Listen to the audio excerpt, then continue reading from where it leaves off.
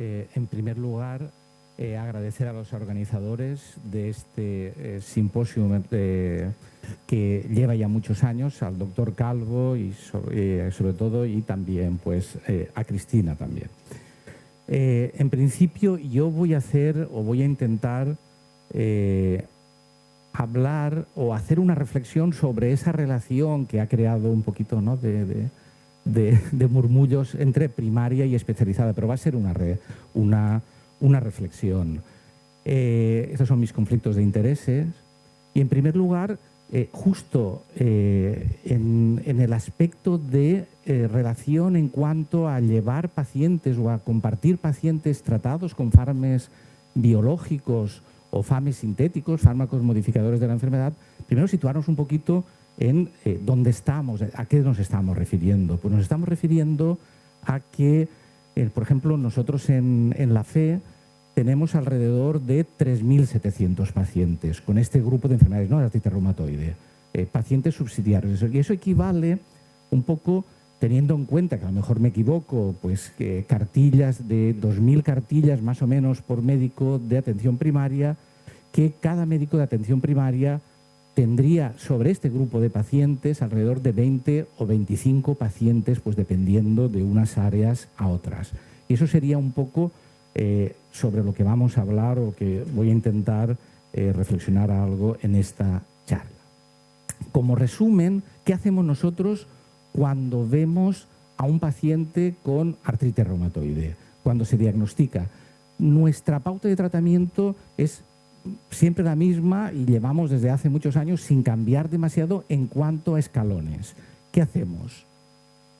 Tratamos rápidamente con metrotexate, con un FAME clásico, fundamentalmente metrotexate, y cuando el paciente no mejora o es intolerante, podemos utilizar otros fármacos, pero generalmente lo que hacemos es cambiar a uno de los tratamientos biológicos o FAMES dirigidos, pequeñas moléculas, los inhibidores de las JAK quinasas, tofacitinib, baricitinib, upadacitinib. Y si no funciona, pues vamos cambiando entre ellos, unas veces con metrotexate y otras veces sin metrotexate. Y eso es lo que vamos a hacer.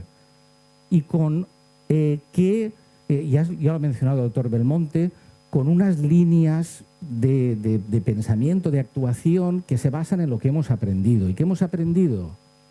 Que tenemos que intentar tratar al paciente cuanto más pronto mejor, a ser posible en los 3 primeros meses de inicio de los síntomas, porque a la larga eso da un mejor pronóstico.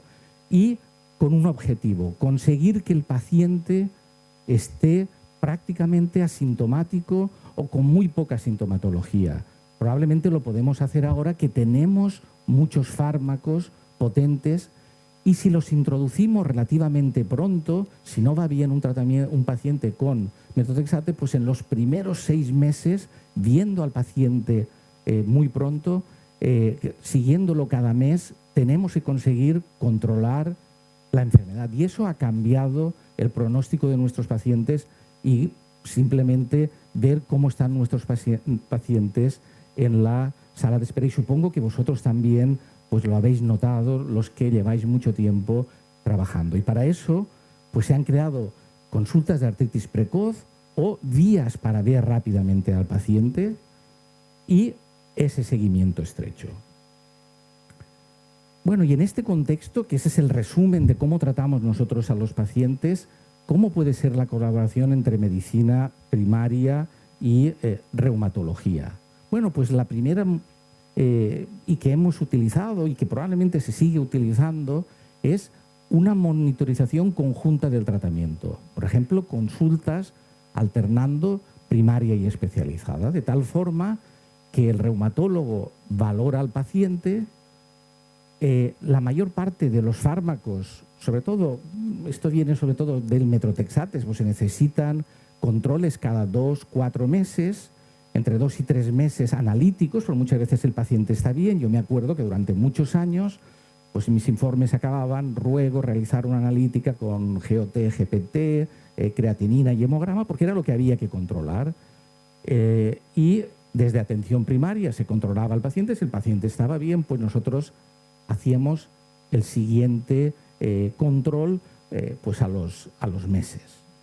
Teniendo en cuenta esa carga de 20-25 pacientes, pero realmente, ¿qué es lo que ha sucedido durante estos años? Pues lo que sucede durante estos años es que hasta el año 2004-2005, fundamentalmente los tratamientos eran Methotrexate, Etanercept, es decir, Infliximab, Adalimumab, es decir, fármacos anti-TNFs. Eran pocos fármacos, era fácil delimitar cuáles son los efectos secundarios, pero a partir de mitad de la primera década de este siglo tenemos muchos fármacos complejos, todos estos, cada uno con sus peculiaridades y caros, que además la administración pues exige de forma lógica que hagamos un control y que de alguna manera justifiquemos su utilización.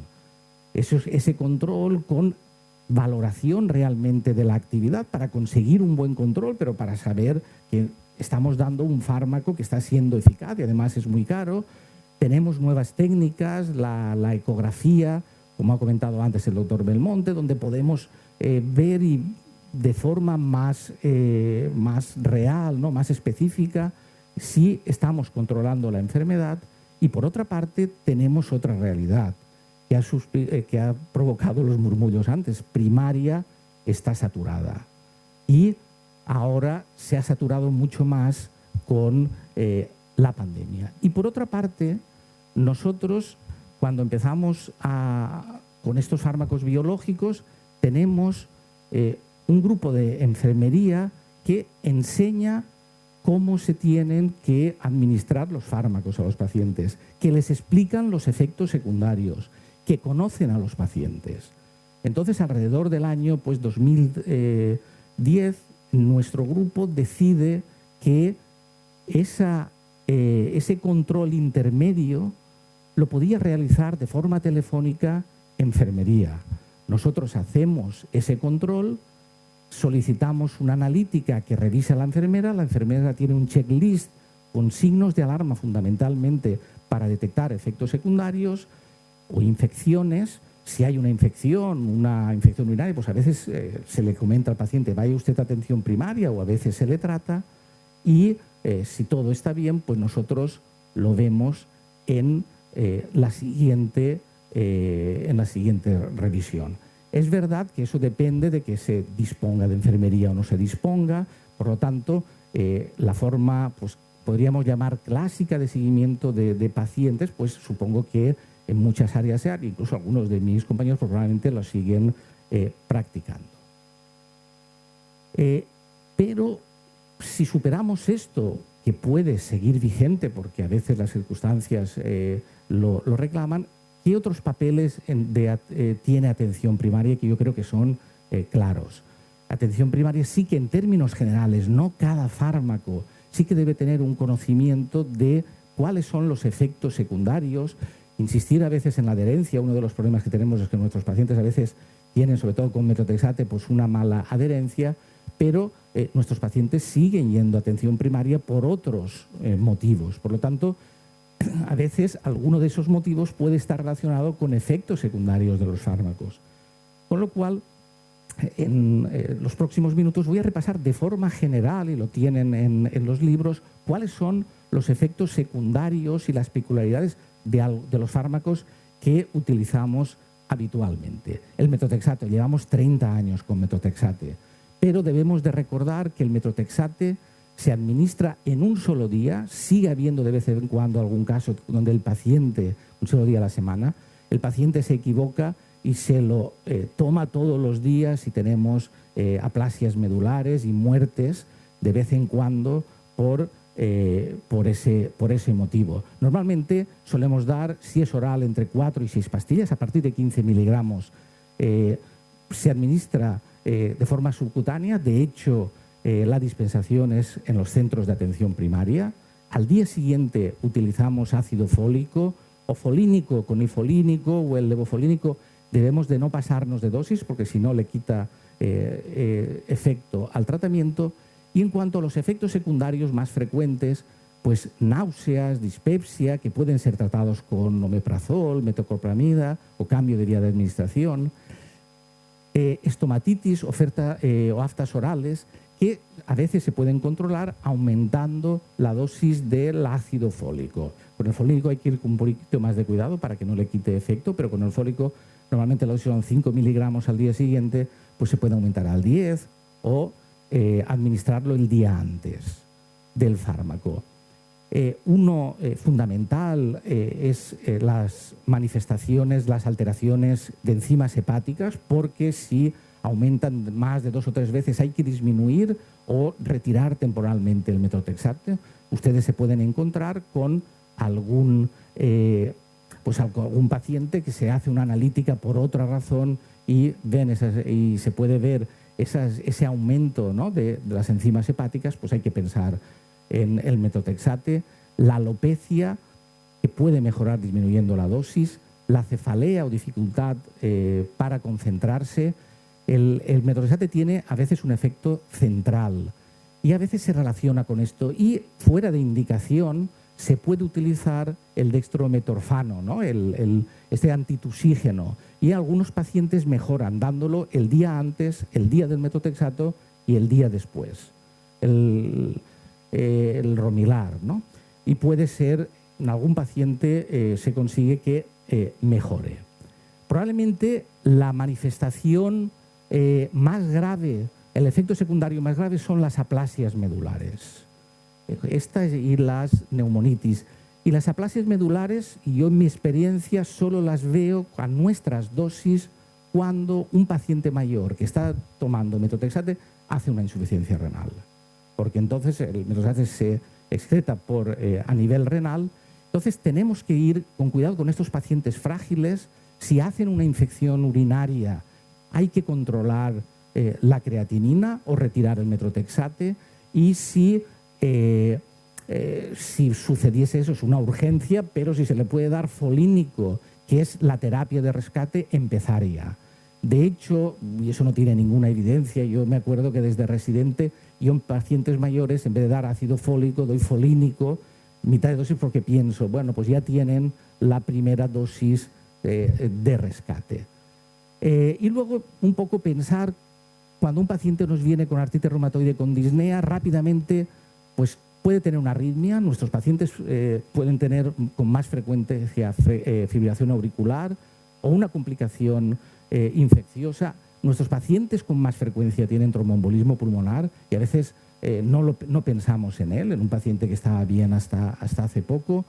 Patología intersticial asociada a artritis reumatoide, o, muy raro, pero bueno, la neumonitis por metotrexato.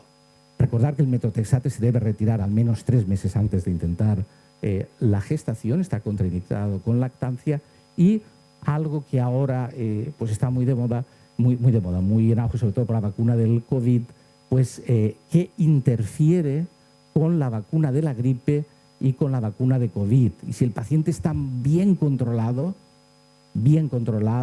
se puede o se aconseja pues saltarse alguna dosis posterior a la vacuna. Si no está bien controlado, no, porque si no al final la vamos dando, hace un brote y damos corticoides y todavía puede ser peor. Otro fármaco que utilizamos menos, como la leflunomida, que hay que tener en cuenta, hipertensión arterial, sobre todo cuando se introduce, y sobre todo si se lleva antiinflamatorios. Tenemos que recomendar, se lo recomendamos a los pacientes que se tomen la tensión arterial, pero bueno, es tenerlo en cuenta, porque descompensaciones de tensiones arteriales, si se lo damos a pacientes con cierta edad, se pueden encontrar con la leflunomida. También puede dar náuseas, diarrea. De nuevo, como con el metotrexate, monitorizar los enzimas hepáticos, se pueden elevar por leflunomida y habría que retirarla. Y en pacientes con sintrón, con acenocumarol, hay que controlar los niveles. Hay descritos exceso, ¿no?, aumento de función de acenocumarol y disminución de función. Por lo tanto, cuando se introduzca la leflunomida en pacientes anticoagulados, pues debemos de tener esta precaución de hacer controles más estrechos. Un problema importante que tiene la leflunomida, sobre todo en pacientes, en mujeres, sobre todo en pacientes jóvenes, es que tiene una circulación enterohepática y dura 24 meses uno de sus metabolitos, la teriflunomida, y hay que hacer un lavado con resincolesteramina antes de intentar gestación.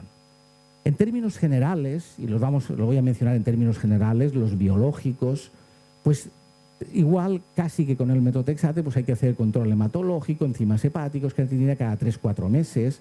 Algunos de ellos, sobre todo los que van dirigidos frente a interleuquina 6 y los inhibidores de la JAK, el perfil lipídico. Ojo cuando utilizamos estos pacientes cuando sospechamos una infección, porque algunos de ellos, sobre todo los antiinterleuquina 6, podemos tener infecciones con marcadores de reactante de fase aguda normales, con menos síntomas. Y entonces pueden empezar a dar síntomas cuando la infección pues ya ha adquirido cierta gravedad. Tenemos que tenerlo en cuenta. En cuanto a embarazo y lactancia, aunque la mayoría de las fichas técnicas todos estarían contraindicados, pero podemos dar con cierta seguridad certolizumab, salazopirina, hidroxicloroquina y azatioprina. Intervenciones quirúrgicas, aunque realmente probablemente no dentro de lo que es el manejo de la enfermedad, si un paciente tiene que someterse a una intervención quirúrgica, probablemente no aumenta demasiado el riesgo de infecciones y sobre todo porque si hay un brote pues hay que utilizar corticoides y los problemas pueden ser incluso mayores. Sí que en general recordemos pues que se recomienda quitar la dosis anterior a la intervención quirúrgica, sobre todo si es una intervención quirúrgica mayor y sobre todo si hay que colocar una prótesis. Esperar hasta que se hayan retirado las grapas, etcétera. Y reintroducir, es decir, al retirar los puntos. Y en cuanto a las vacunas, pues tenemos que recordar la vacuna anual de la gripe en estos pacientes, COVID, la del neumococo. Probablemente a veces nos despistamos nosotros y, bueno, pues estaría bien que vosotros también nos echaseis una mano, sobre todo con la del neumococo, la polisacárida, que se tiene que repetir a los 5 años. Y probablemente ahí, pues a veces tenemos un cierto despiste nosotros, ¿no? Recordar con los JAK y NIPS que la vacuna que está ya aprobada, no sé si muy disponible, del herpes zóster, en estos pacientes estaría indicada porque aumenta el riesgo de herpes zóster. Y que si os encontráis CKs elevadas, en pacientes que utilizan estos JAK y NIPS, baricitinib, upadacitinib, tofacitinib, pues no tienen demasiada, en principio, o por lo menos de momento, no hay repercusión clínica y se pueden encontrar elevados. Y por último, y yo creo que probablemente también de lo más importante, es el tratamiento o el manejo de las comorbilidades, que es fundamental. Son comorbilidades que desde primaria se tratan y se manejan muchas veces mejor que nosotros, y que estáis muy acostumbrados a tratar. Y en estos pacientes sí que me gustaría transmitir que son pacientes con un alto riesgo cardiovascular. De hecho, el infarto de miocardio está aumentado en un 70% respecto a la población general, no solo por los riesgos no tradicionales fundamentalmente basados en esa carga inflamatoria, que es lo que tenemos que controlar nosotros, pero yo creo que desde atención primaria se debería de colaborar, de alguna manera insistir, tanto vosotros como nosotros, con riesgos que a veces no son fáciles de tratar. El tabaquismo, la hipertensión, la dislipemia, la obesidad. Nuestras recomendaciones, ¿qué dicen, no? Las recomendaciones europeas, evaluar riesgo cada 5 años. Cuando se utiliza el instrumento que se utilice para calcular el score de riesgo cardiovascular, aumentarlo por 1,5. Intentar hacer los controles de colesterol cuando el paciente esté estable, porque paradójicamente a veces cuando el paciente está inflamado disminuye LDL, ¿no? Y cuando el paciente está estable, pues nos va a dar una mejor idea de cuál es el riesgo real. Y luego pues también recomiendan pues un despistaje ecográfico de placas ateroscleróticas en carótidas porque aumenta mucho el riesgo de síndrome coronario agudo. Es decir, recomendar o insistir tanto desde primaria como nosotros de una dieta mediterránea, control de la obesidad, dejar de fumar. El fumar aumenta el riesgo cardiovascular, aumenta el riesgo de neoplasias en pacientes con artritis reumatoide, hace que se controle peor la enfermedad y aumenta el riesgo de infecciones respiratorias en pacientes que están utilizando fármacos que disminuyen que hacen que el paciente tenga una cierta inmunodepresión.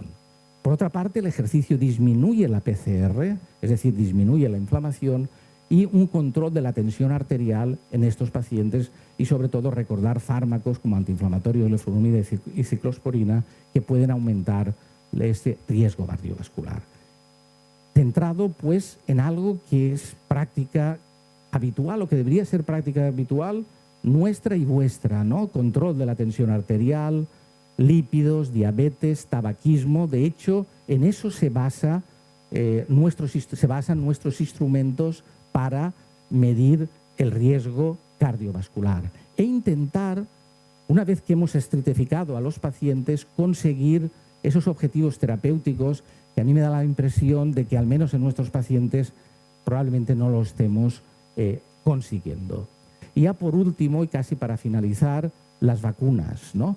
De nuevo, antes hemos hablado del Methotrexate, pero recordar, y eso me parece que está en el libro que sí que está en el libro que hemos repartido, que los fármacos que influyen sobre todo en la eficacia de las vacunas son Methotrexate, Rituximab, Abatacept y los FAMES dirigidos, sobre todo en las vacunas contra el neumococo, gripe y COVID. Y ahí hay pues ciertas recomendaciones, muchas veces basadas con poca evidencia de cómo hay que utilizar esos fármacos en el momento en que se vacune, que van además cambiando de vez en cuando. En definitiva, un poco lo que quería compartir es que realmente puede haber diversas aproximaciones de colaboración entre primaria y reumatología, compartir el manejo de los pacientes, intentar detectar efectos secundarios y hacer hincapié en ese control de los factores de riesgo cardiovascular más importantes. Insistir en ese hábito tabáquico, dislipemia, hipertensión, embarazo y vacunaciones, ¿no? Es decir, eso es un poquito lo que quería compartir con todos vosotros para que consigamos de alguna manera coordinarnos, ¿no? Para que pues ese baile que es llevar a los pacientes pues nos quede bien. Y eso era todo lo que quería contarles.